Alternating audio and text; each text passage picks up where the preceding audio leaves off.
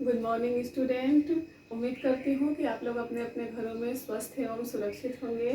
आज हमारा सब्जेक्ट है पाठ्यक्रम से परे भाषा एवं पाठ्य वस्तु पर विमर्श और डीएलएड प्रथम वर्ष का हिंदी भाषा शिक्षण दोनों विषयों से संबंधित एक कॉमन टॉपिक आपके सामने लेकर प्रस्तुत हुई हूँ, जिसमें आपने पहले बहुत कुछ पढ़ लिया है और समझ भी लिया होगा, उम्मीद है। तो आज का टॉपिक है कि भाषा विकास के चरण। तो आज हम पढ़ेंगे कि भाषा विकास के चरण कितने भागों में बांटे गए हैं और किन किन चरणों में भाषा का विकास होता है। तो भाषा विकास के चरण को मुख्यतः 5 भागों में बांटा गया है। नंबर 1 है बोलने की तैयारी। नंबर 1 है बोलने की तैयारी। ये एक एक करके मैं आपको समझा दूंगी, पहले देख लीजिए। नंबर 2 है आकलन क्षमता का विकास। आकलन क्षमता लिख लीजिए या फिर शक्ति लिख लीजिए, कुछ भी लिख सकते हैं आप। आकलन क्षमता या शक्ति का विकास। थर्ड है आपका, नंबर 3 है शब्द शक्ति का विकास। शब्द शक्ति का विकास।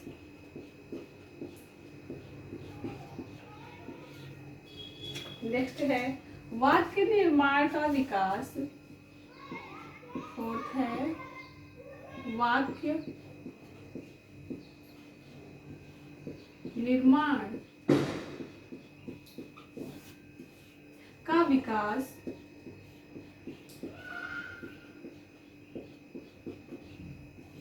और 5th नंबर है आपका, जो लास्ट है, नंबर 5, ये है शुद्ध उच्चारण का विकास। शुद्ध उच्चारण का विकास। देखिए, सबसे पहला है हमारा कि बोलने की तैयारी। इससे ये प्रतीत होता है कि बोलने की तैयारी यानी कि बच्चा अभी कुछ नहीं जानता है। जो भाषा विकास का चरण है उसमें जो पहला स्टेप होता है उसमें क्या होता है, बोलने की तैयारी, यानी कि वो प्रिपेयर हो रहा है, अपने आप को क्या कर रहा है, उसके लिए तैयार कर रहा है। और ये प्रक्रिया जन्म के बाद से 12 से 13 मंथ तक चलती है। यानी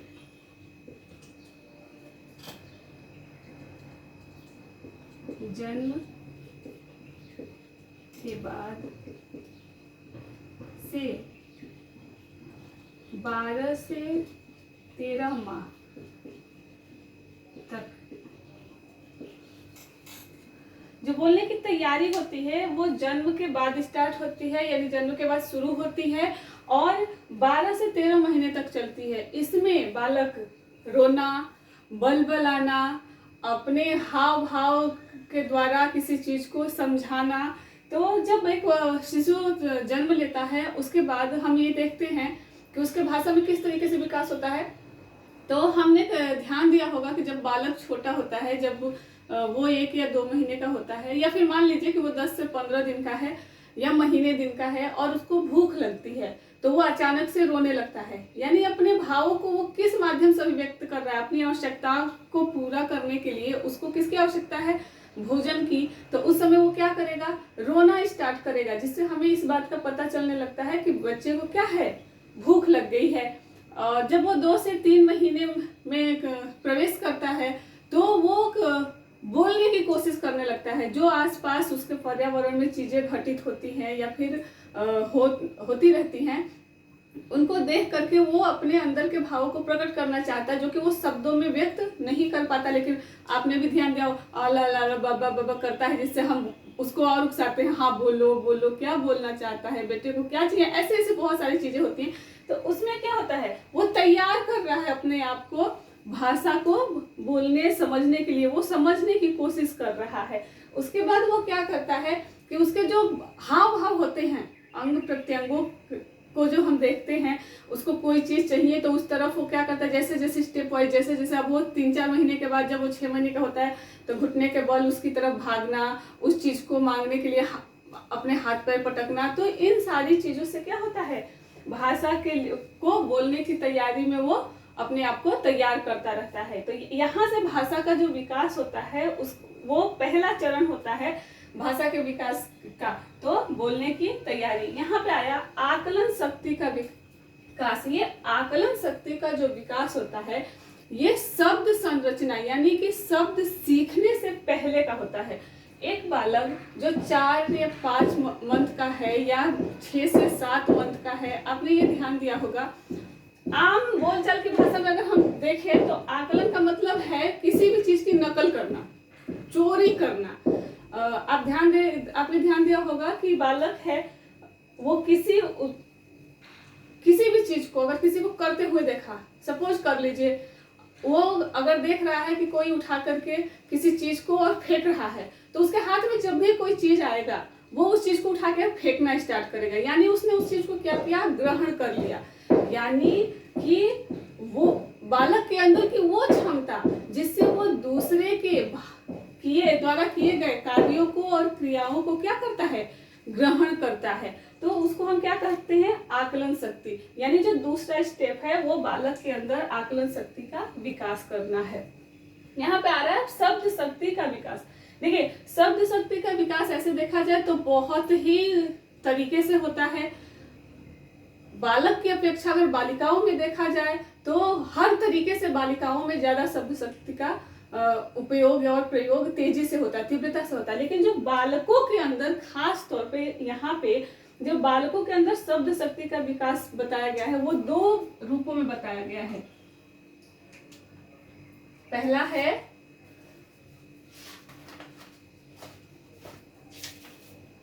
सामान्य शब्द भंडार,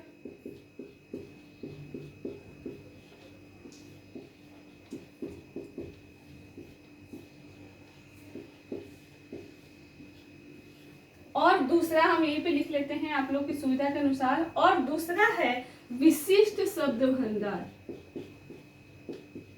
विशिष्ट शब्द भंडार।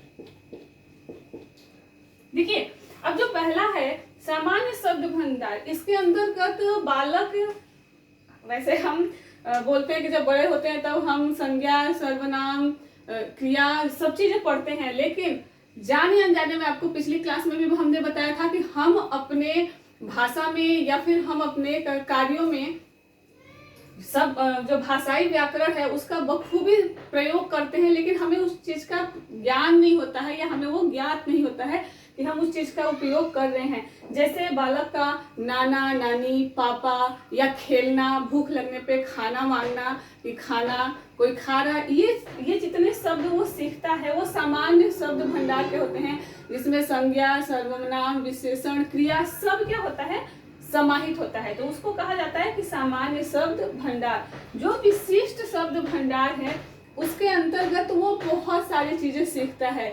जैसे स्कूल में जो आदर सम्मान सूचक शब्द होते हैं, जैसे श्रीमान, महोदय, जैसे किसी को संबोधित करना हो तो इन शब्दों का जो हम प्रयोग करते हैं, या फिर अपने से बड़ों को प्रणाम, नमस्ते, ये सारी चीजें जो होती हैं ये क्या होती हैं, शिष्टाचार के शब्द होते हैं जो कि बालक एक सीखता है। दूसरा आता है इसमें संख्यात्मक शब्द, विशिष्ट में ही आएगा संख्यात्मक शब्द। बालक जब स्कूल जाता है, विद्यालय जाता है, वहां पे गिनती वगैरह, काउंट करना, गिनना सीख लेता है, वो आता है। उसके बाद उसमें आता है रंग संबंधी शब्द भंडार। बालक को आप देखते हैं, हम घर पे भी सिखाते हैं, विद्यालय में भी सीखता है, ये लाल है, पीला है, हरा है, नीला है। तो ये सारी चीजें जो हैं वो विशिष्ट शब्द भंडार के अंतर्गत आती है। जो बालक विशिष्ट शब्द भंडार के अंतर्गत अशिष्ट शब्दों को भी सीखता है, यानी कि वो अपने परिवेश से, कोई अगर भाई ही है गुस्सा आया तो कोई अशिष्ट शब्द यानी गाली देना वगैरह शब्दों का प्रयोग करना भी विशिष्ट शब्द भंडार के अंतर्गत ही आता है। तो ये आपका तीसरा स्टेप रहा कि शब्द शक्ति का क्या होता है, वहां पे सामान्य रूप से और विशिष्ट रूप से क्या होता है, विकास होता है। तो जब यहाँ पे शब्द शक्ति का विकास हो गया बालक के अंदर, तो वाक्य निर्माण करना वो बखूबी सीखने लगता है। जब बालक अपनी कक्षाएं उसकी बढ़ने लगती हैं, जब वो अपने शब्द शक्ति का विकास कर रहा है, यहाँ पे अगर वो सामान्य शब्द भंडार का विकास किया और यहाँ पे अगर वो विशिष्ट शब्दों का भी उसको ज्ञान हो गया, तो अपने आप वो क्या करेगा, वाक्यों को, इन शब्दों को जोड़ जोड़कर वाक्यों का निर्माण करना सीखेगा। यानी कि वाक्य निर्माण का भी विकास उसके अंदर हो गया। जब इन चारों स्टेप्स को, जो ये चारों चरण है, जब इन चारों चरण को वो 1 बाय 1 सीखते हुए यहाँ तक पहुंचेगा, तो जब वो वाक्य निर्माण करना सीखेगा तो उसके साथ साथ वो शुद्ध उच्चारण का विकास भी सीखेगा। अब यहीं पे वो क्या करेगा, सही और गलत शब्दों की पहचान करना सीखेगा। क्या वो सही लिख रहा है, नहीं। जब वो वाक्यों का निर्माण करने लग गया, यानी कि वो सही और गलत में फर्क समझने लग जाएगा कि सही वाक्य है या गलत वाक्य है। तो जब वो ये सीख जाएगा तो वो सही बोल रहा है कि नहीं बोल रहा है, व्याकरण के दृष्टिकोण से वो शुद्ध उच्चारण कर रहा है या नहीं कर रहा है, वो भी यहाँ पे उसको सीखना होता है। तो ये है आपके भाषा विकास के चरण के 5 स्टेप्स, जिससे कि गुजरते हुए एक से एक गुजरते हुए बोलने की तैयारी, आकलन, शब्द शक्ति, वाक्य निर्माण और शुद्ध उच्चारण के द्वारा बालक भाषा विकास के चरण को प्राप्त करता है। तो आज तक यही है। नेक्स्ट वीडियो में इससे आगे का आपको टॉपिक पढ़ाऊंगी। तो बीएड वालों के लिए ये है कि आपका सेकेंड यूनिट लगभग कंप्लीट होने वाला है, तो आप लोग अपनी तैयारी करिए और मिड टर्म टेस्ट की तैयारी भी करिए और जितना हो सके वीडियो देखिए। और जहाँ भी आपको ऐसा लगे कि कोई दिक्कत है, परेशानी है, नहीं समझ में आ रहा है, तो प्लीज़ आप लोग व्हाट्सएप नंबर है, कॉन्टैक्ट नंबर है, उसमें मैसेज कर सकते हैं या फिर आप हमसे फ़ोन पे पूछ भी सकते हैं और अपने टॉपिक को समझ सकते हैं। आज के लिए इतना ही। नमस्कार।